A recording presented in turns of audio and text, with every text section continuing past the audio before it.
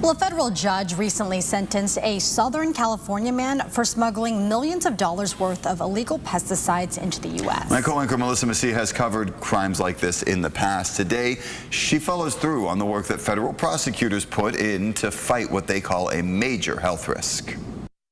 Illegal pesticides making their way into the United States. In one recent case, prosecutors said Ruben Montes of Calexico conspired to smuggle and distribute more than $3 million worth of Mexican pesticides and veterinary drugs into the U.S., drugs not approved in this country. This disregard of the regulations and laws in favor of personal profit is not acceptable, and the disregard of the environment, of humans, of animals and insects in favor of personal gain is also not tolerable. I spoke with Assistant U.S. Attorney Elizabeth Brown. Mr. Montes' involvement is about $1 to $2.1 million, but it's a larger conspiracy that spans multiple people, multiple cases that are still pending. The smuggling of illegal pesticides dates back decades, something I've covered before.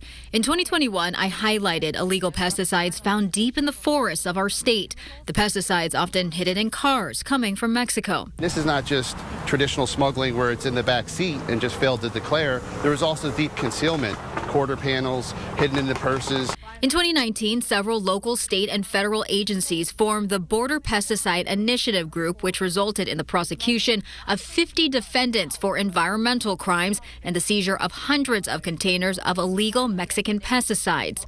In this recent case, not only were the illegal pesticides smuggled in, but also medicine for animals not approved in the U.S. In this case, amitraz, which is the active ingredient in Bovatraz and Tactic, two of the pesticides smuggled, is dangerous. It can be harmful to bees. If bees consume it, it can lead to increased mortality rates and other problems, and this trickles down to humans. When humans consume the honey that those bees have created, it can lead to neurotoxicity issues. It's a potential carcinogenic. These pesticides are not regulated just for the fun of it. They're regulated because studies have been done to show that they are harmful. What's the message from the U.S. Attorney's Office when you prosecute these types of cases, the illegal pesticides, the illegal medicines? I think the message would be that this type of disregard for the laws and for the environment will not be tolerated and it will be prosecuted. I also checked in with the EPA, and there has been a shift in recent years. A spokesperson said most illegal pesticides smuggled for marijuana cultivation are now coming through seaports rather than land crossings, so they've had to shift their enforcement focus. Melissa Messiha, ABC 10 News. If there's a story you want Melissa to look into, you can email her, melissa.messiha@10news.com, or scan the QR code on your screen.